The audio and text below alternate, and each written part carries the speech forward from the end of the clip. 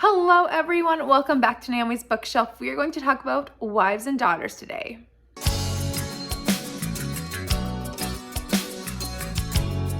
So this is a part of my Timeless Tomes project. So I talk about big chunky classics that are over 500 pages long. So I read this one over the course of May with my cousin Megan. I will link her channel down below, Megan the Story Girl. You should check her out.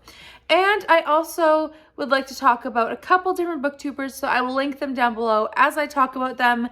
Don't worry, you will find their channels in the description box. So, Wives and Daughters, we're going to talk about it in spoiler-free terms first, and then I will also talk to you about it in spoilers, because what's the point in having a discussion videos if we can't have discussions? Let's talk.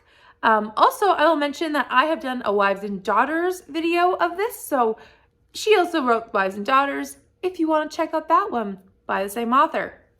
So, Wives and Daughters. This book, I will say, is about Molly Gibson solely, but it's also about people around her. It is quite a thick book. Now, I will acknowledge my book is a lot thicker than most editions, as it is almost 1,000 pages, but it is the size of my hand. So therefore, it says pocket size. Which is just a little silly because of how thick it is, but it's a lot bigger than I think some editions are, even though it is generally over 600 pages. So it is a big book. However, it is a very good build. It is a slow-paced novel about this girl named Molly Gibson, who her father is a country doctor and he is a widower, and his wife had passed away when she was quite young. When one day Molly starts receiving affections from another young man, he decides to send her off, and her father realizes that he might need a woman in Molly's life to help guide her. And that's kind of where the story takes off. He decides to get married, and that's where tensions build. I don't want to go too much further into it. That storyline takes about 10 chapters to develop, and that's where it really comes into focus. I think this is a wonderful story about family, about relationships. It really delves into how you relate to people, and how your father or mother treats you can actually bring about your own relationship in the family and how you see the world. I think it's really important. I also think this one is really interesting in regards to country life. It is a very simple book, but I think it's a very well done book, and I think it is well worth your effort once you pick it up and give it a try. It is a chunky one, a slow one, but like the build-up is really worth it in my opinion, and I highly recommend reading it. I did read this on a reread, so it is not my first time reading this. I read this a couple years ago, actually might even be like 3.5 years ago now, 4 years ago. However, when I read it this time, I had forgotten so many details. I knew the general storyline, but I had forgotten so many things. And so it was really nice to go back to this world, but at the same time be like shocked that certain events were happening or certain characters were in certain places. So I really enjoyed that. And I really recommend picking this one up. Because I'm a firm believer that classics can be spoiled for people, I'm going to suggest that if you have never read this book, that you walk away from my video right now, go pick this one up, and then come back and leave a comment down below about discussing this book. However, you can always leave a comment now saying if you're going to read it or if you haven't read it yet. But also, if you are new here, you can always subscribe and like this video if you've enjoyed it so far. Also, we're going to talk about this book in depth. So if you have read this book, please stick around. I want to talk about some characters and some themes with you. All right, let's do this. So I guess the main focus of Wives and Daughters is, of course, Molly Gibson. However, I think as a nice parallel to her, you have Cynthia, who is quite an interesting person to compare her with. They're quite opposite of each other. Molly is very country. She's very simple. She's very, I don't know, she's very childlike. Maybe that's a term for her. And then on the other hand, you have Cynthia, who is very adult and very sophisticated. She is very complex, and she's at the same time very, very distant. Molly is very comforting and very open with people. She's very honest. Cynthia is not. And it very much shows in their relationships with their parents, especially their biological parents, but also with their non-biological parents and with all of the people around them. I think they are such interesting sisters to have, stepsisters, but then their relationship with each other, they're so close and they love each other so much. I think it's such an interesting dynamic to have in this book. And you really see the dynamic build once they meet each other and really progress together. They are so similar in age and yet such difference in life experience, and they have such a difference in character development. It's so vast. I think it's interesting. Megan was talking about how Cynthia's attachment to her mother is very detached and how that has transferred to her romantic relationships. And it's very true. She does not, Cynthia does not relate well to men. She, or any problems. She just shuts down and hides it in herself, and she never talks about it with anyone. So I think it's a very interesting point that Megan made, and I wanted to mention it here. Another fascinating character is Mrs. Hyacinth Gibson. So this would be the new mother of Molly, and she is so fascinating. She's so loud and so appearance-based, but at the same time, she is very kind in situations. We find that she actually gives food at any time to the poor because she knows what it's like to be hungry or to be striving for every penny. But at the same time, she is very gloating and she does not care what other people think about her unless they think poorly of her. And then she cares what they think of her. She always cares about people and what they say badly about her and tries to rectify it. However, she also wants to never be pushed back into a corner.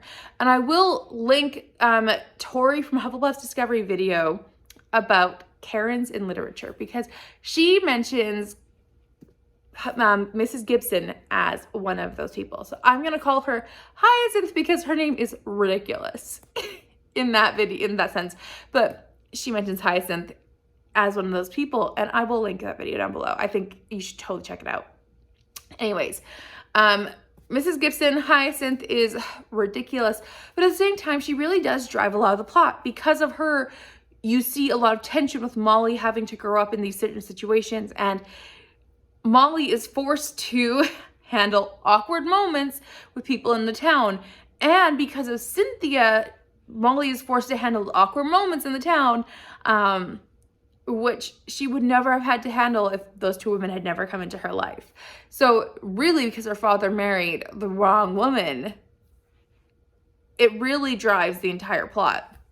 Now, the other family that we really follow in this book is the Hamleys. And I think it is very interesting because we have Squire Hamley, who he is so manly and boisterous and loud. And Mrs. Hamley, who is so ill, and it's never looked down on that she is ill.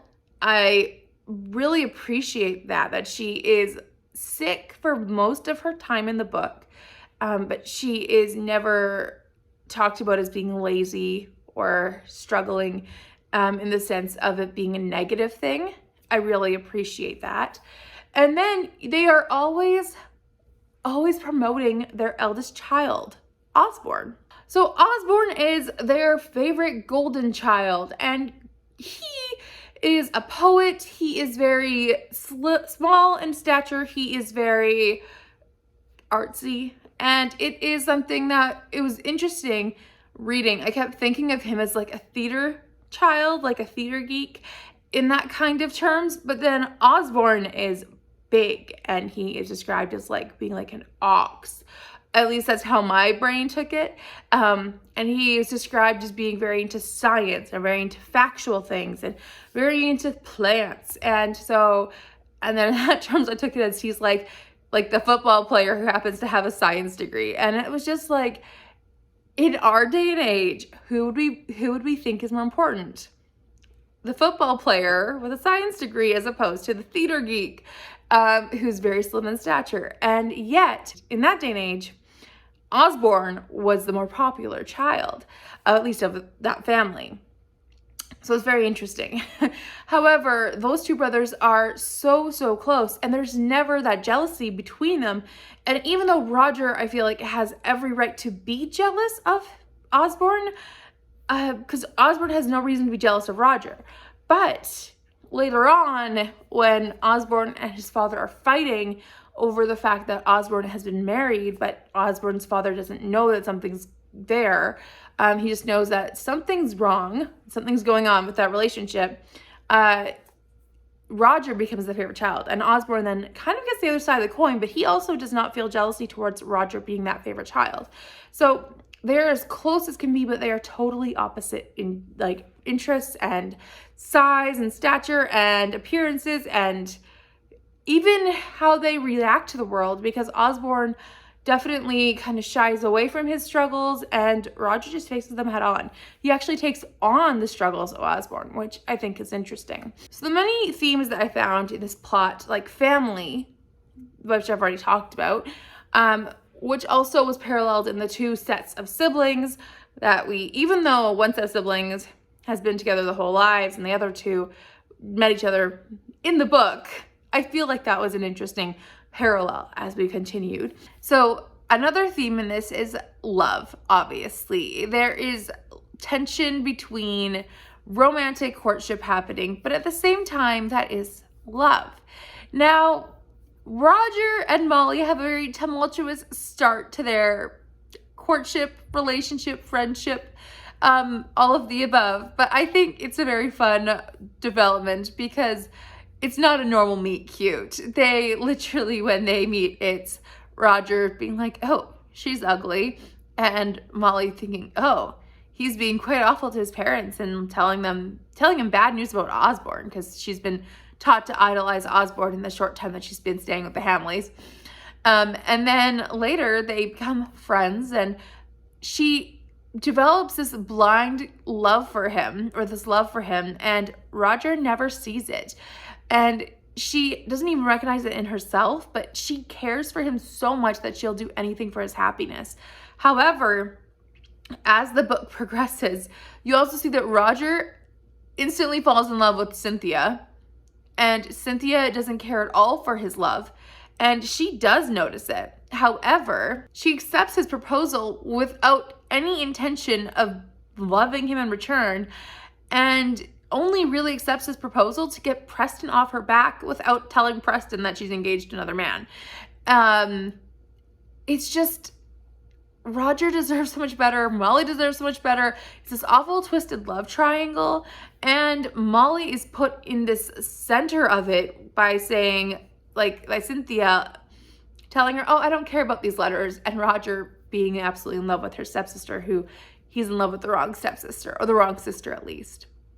Now, later on, when Cynthia is revealed to go to London and be essentially courting other men, and then she comes home and she realizes that she's doing Roger dirty, and she, breaks it off with him, and it's like, I'm never going to marry this guy. Roger is upset, but at the same time, after he realizes that, hey, she's done with me, he actually accepts it and moves on. And later he recognizes that Molly's been there all along. And I think that you might say, oh, it's a quick rebound. But I think because of how long their history has been, he didn't just friend zone her, he sister zoned her. And I think that speaks to like how he was able to just put her in that box when he was younger, and he never took her out of that box. But after being in Africa for so long, and then he came home and he was able to see her in a new light, but also see that she genuinely cared about him and Cynthia did not. I think he realized that his affections had always been in the wrong person. And I think that was okay. That's my personal opinion. I definitely wish we got a final scene from the author because Gaskell died before she finished this book. So this book is incomplete despite its length. But I do wish we got at least a proposal scene from Roger to Molly. We do have Roger talking to Mr. Gibson about it, as, you know, he wants to marry Molly, so he's kind of clearing his intentions. And we do have an editor's note saying what the final notes were from Mrs. Gaskell to her family members about the certain characters. So we do have a final description at the end. So I think it is a very well done novel about those themes. And let's talk about Preston before we're going on, because I'm not done yet. Mr. Preston, falling into this love is something you enter blindly into. Cynthia, when she's 15, entered into this relationship completely blind with Mr. Preston, all because he gave her a little bit of attention when she felt like a starving animal because no one loved her. So he, as an older man, well, not older, but a man, knows that she is technically a teenager and technically a young teenager. She does not need to give him that attention. And yet he basically makes an offer of marriage on her and convinces her that they are going to be together for a long time. And she thinks she's in love with him until she truly sees Roger's love for her. Or actually till she sees Molly and Mr. Gibson in their familial love for her. But Roger also helps show that relational love or romantic love is different and that she deserves better. So Mr. Preston does not take this well and continually harasses her and says, you are not breaking our engagement and this is not okay. She cannot break the engagement without his consent. And that is not how, in my opinion, or at least from my understanding of the society, how the society is supposed to work. And then Molly's tied up in that whole thing when I talked about earlier, how Molly's tied up in situations because of Cynthia. That's what I meant. And it's just something where Mr. Preston is slimy. But I also, at the same time, can kind of feel like Gaskell does this great job of writing characters who are gray, because as much as he is like, that's gross, you should have accepted it, and I fully stand by that statement, definitely not Molly, Cynthia has this way about her of making people fall instantly in love with her the second that she sees them. She turns on this part of her brain that makes her look at them as if they are the best person in the room, and makes her look at them as if they are speaking gold. And she's so interested in every single word they say, even though she's hearing nothing.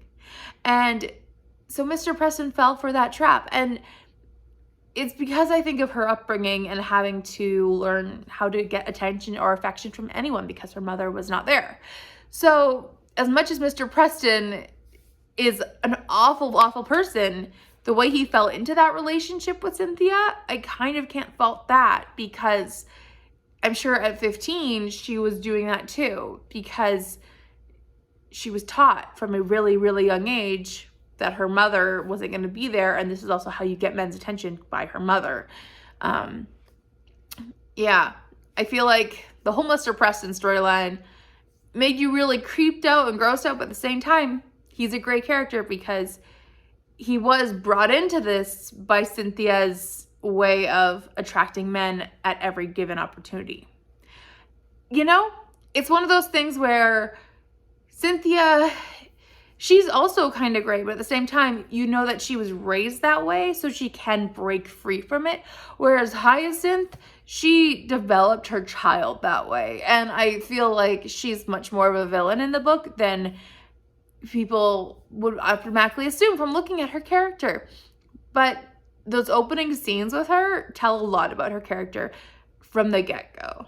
And if you know that walking in, because like reading it for the first time, rereading it, it was like, wow, if you know that she's going to be Molly's stepmother and the trouble she's going to cause down the line, these scenes are really important because they show how manipulative and how cunning and how really destructive she can be.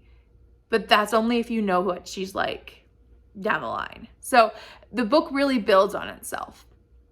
And I think that's all I want to say about Wives and Daughters.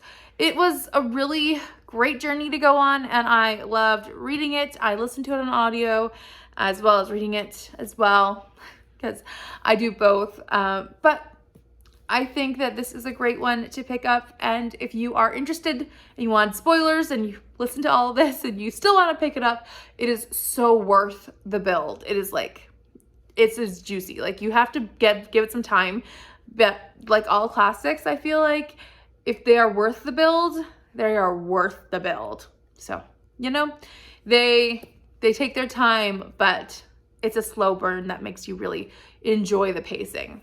So I think this is a really great one. I gave it 5 stars. So that will be the end of this Timeless Tomes video. I actually have already read my next Timeless Tomes, so you'll be seeing that one soon, which is The Canterbury Tales by Geoffrey Chaucer. So that one was for Ancients-a-thon, and it is my first ancient Timeless Tome.